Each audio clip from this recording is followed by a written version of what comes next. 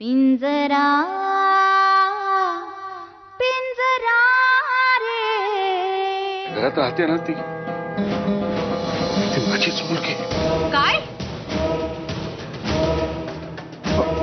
माझी आणि चंद्रकलेची. बाबा तुम्ही काय बोलताय हे कळतंय का तुम्हाला? मी काय बोलतोय ते फक्त माझं मलाच कळतंय ग. आणि आज हे गुपित तुला सांगून मी माझ्या मनावरचं ओझं थोडं हलकं केलंय. तुमचं मन मोकळं झालं पण माझ्या मनात विष कालवलं त्याचं काय? आणि काय बोलतेस तू हे? आनंदी तुझी मैत्रीण आहे ना, तुला खूप आवडते ना ती?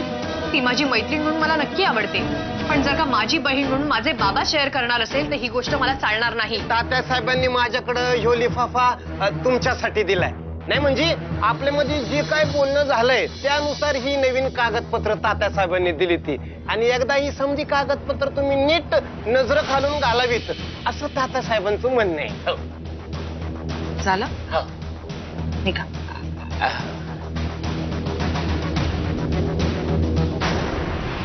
हो कुठे मालक तुम्ही इथं काय करताय सर? आश्चर्य मी इथे असण्याचं नाहीये नारकर, तुम्ही इथे असण्याचं आहे. कारण मी तर लहानपणापासूनच इथे येतो. पण तुम्ही काय काम काढलं? काम म्हणजे ते तुम्ही घरला या, तात्यासाहेब सगळं समजावून सांगतील तुम्हाला. वीर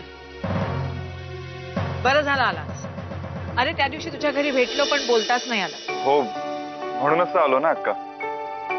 म्हटलं त्यानिमित्ताने बोलता येईल आणि सगळ्यांना भेटता येईल. बरं झालं आज बऱ्याच दिवसांनी तुझा पाहुणचार करायची संधी दिलीस मला.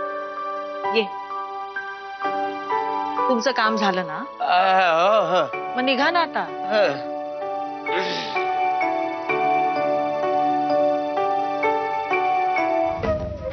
मम्मा मी केलेल्या प्रत्येक चुकीबद्दल माफी मागतेय, पण प्लीज मला पुण्याला जाऊ दे.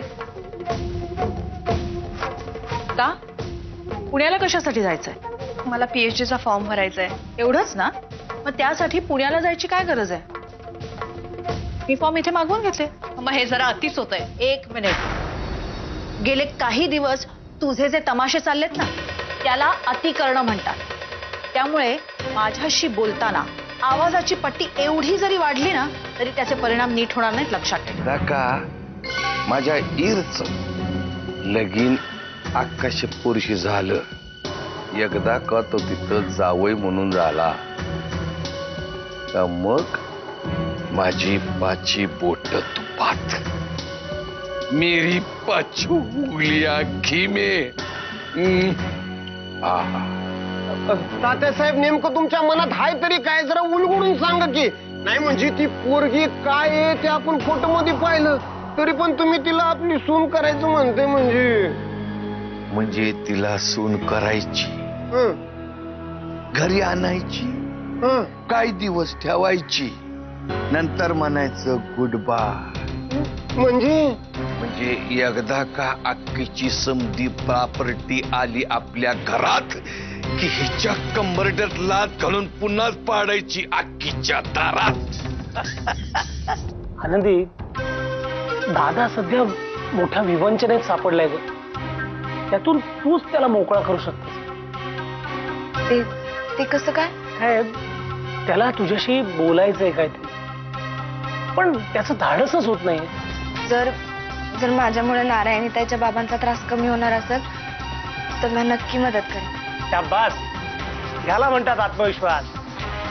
अगं या घरात फक्त माझा तुझ्यावरच विश्वास आहे आणि मम्माने जे ठरवलं ते ती करूनच राहणार आहे. इथून पळून जाण्याशिवाय मला पर्यायच नाहीये. अगदी अगदी माझ्या मनातलं बोललीस बघ. इतके दिवस अक्का फक्त आमच्याशीच वाईट वागत होती, पण आता ती तुझ्याशीही वाईट वागायला लागली. तू घेतलेला निर्णय अगदी योग्य आहे. चंद्रकलेशी वाईट वागलीस, आनंदीचा काय दोष आहे ह्याच्यात?